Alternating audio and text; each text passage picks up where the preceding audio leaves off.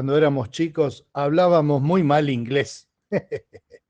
Fue mi primer contacto con el inglés.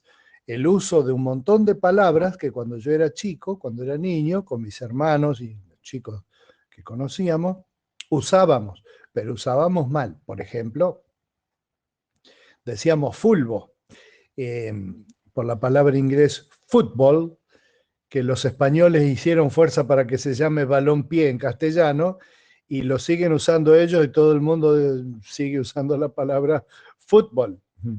Pero en el lenguaje del fútbol, de cuando éramos chicos, había un montón de palabras del inglés, que es de donde vino, de Inglaterra, vino ese deporte a la Argentina y se hizo sumamente popular, es el más popular hasta el día de la fecha.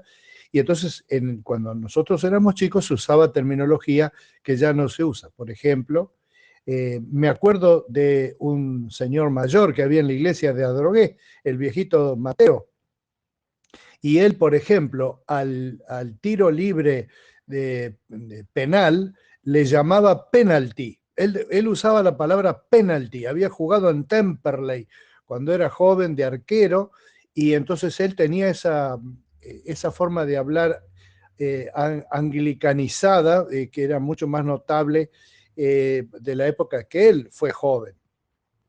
Y entonces los nombres, por ejemplo, de las posiciones de los futbolistas dentro de la cancha tenían nombres en inglés argentinizado, como por ejemplo centro halves o forward.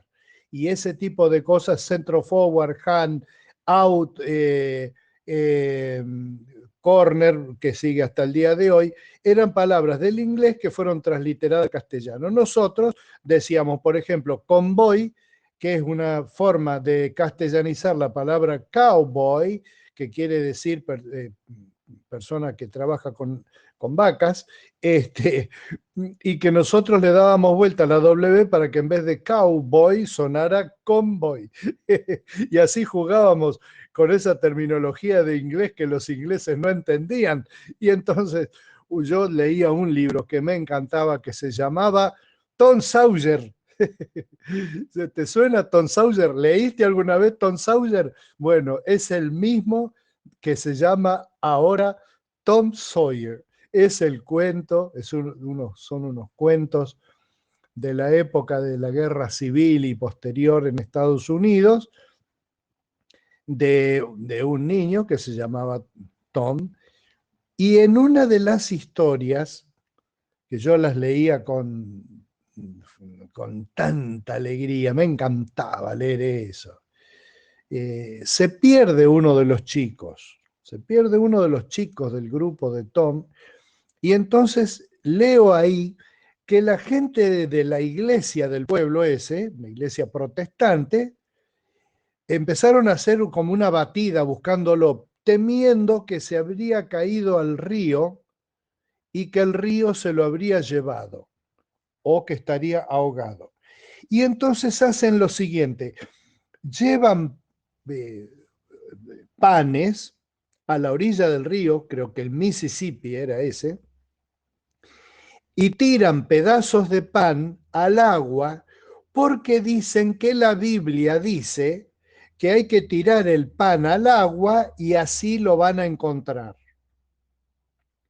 Entonces a mí me picó la curiosidad, porque yo a esa edad leía Tom Sawyer y leía también la Biblia, que en inglés decía te Bible.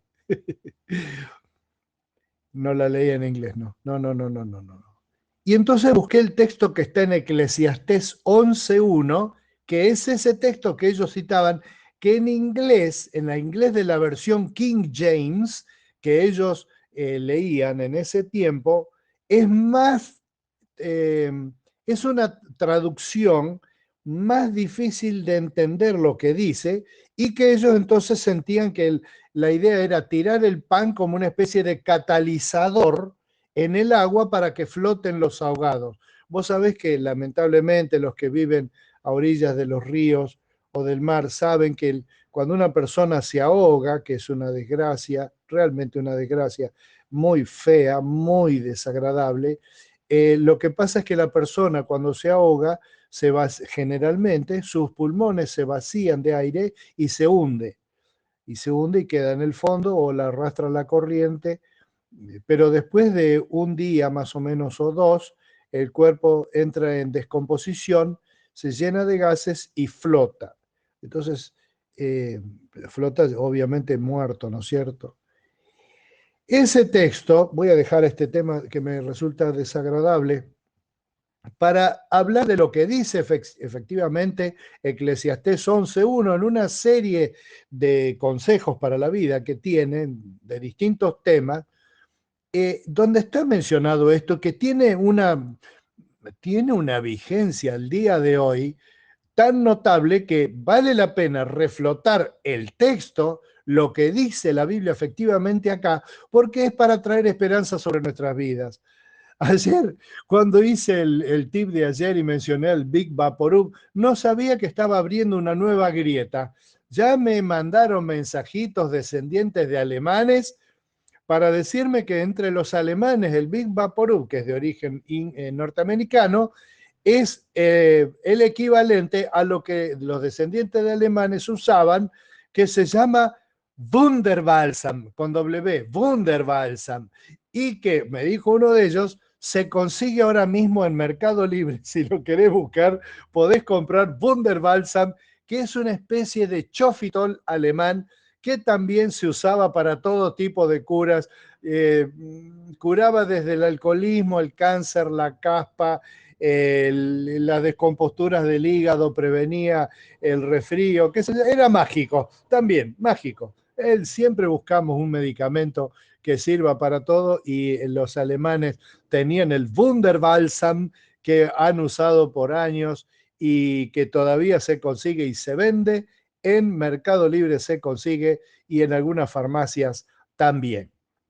Volviendo al eje de la discusión de hoy, el texto dice así: lanza tu pan sobre el agua, después de algún tiempo volverás a encontrarlo. El texto, uno a veces en el intento y con la idea de que la Biblia es difícil y solamente los muy inteligentes la pueden entender, pasa por alto el hecho de que la Biblia fue escrita en contextos muy sencillos, no ingenuos, pero sí muy sencillos, de ambientes rurales, que entienden las cosas mucho más directo y sin tanta vuelta, como estos de la época de Tom Sawyer, que interpretaban el texto en un sentido medio mágico, medio supersticioso, que por supuesto está contraindicado en la Biblia.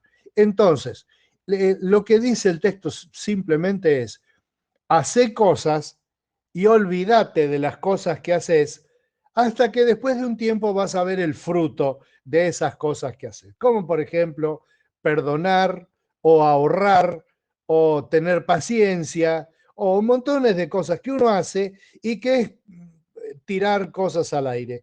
Después de todo, mira, por ejemplo, Jesús, ¿qué hacía? Ayudaba a mucha gente. Vos ayudás gente.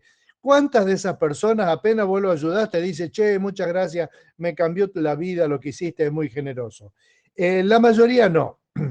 Pero de vez en cuando y a la vuelta de los años va a haber alguien que va a decir, nunca me olvido que vos una vez me diste tal cosa. ¿Te das cuenta? Nosotros que estamos diciendo veladamente qué feo que es recibir cosas y no ser agradecido, somos así, yo soy así, me doy cuenta a la vuelta de los años que nunca le agradecí debidamente a alguien por haberme enseñado, por haberme dado alguna cosa. Y cuando me acuerdo, le digo al Señor, gracias Padre por aquella acción que hizo esa persona en mí. Es el tema de hacer cosas y esperar que el tiempo nos permita ver los frutos. Perdonar, amar, educar, tolerar, tener esperanza, son, entre otras miles de cosas, cosas que para ver el fruto debemos tirarlas sobre el agua y algún tiempo volveremos a encontrar. Como el profeta que le sacó el hacha que se le había caído al hachero al río. Como Dios que dice que va a echar nuestros pecados al fondo de la mar. Como tantas cosas que hay que se echan, como por ejemplo las semillas sobre la tierra, esperando que con el tiempo se va a ver el fruto de lo que tenga que dar fruto. Esto es para decir mi querido, mi querida, no seamos tan cortoplacistas. Dejemos el Big Vaporub y el Wunderbalsam y tiremos nuestras buenas acciones al agua. A su tiempo, el agua nos las devolverá.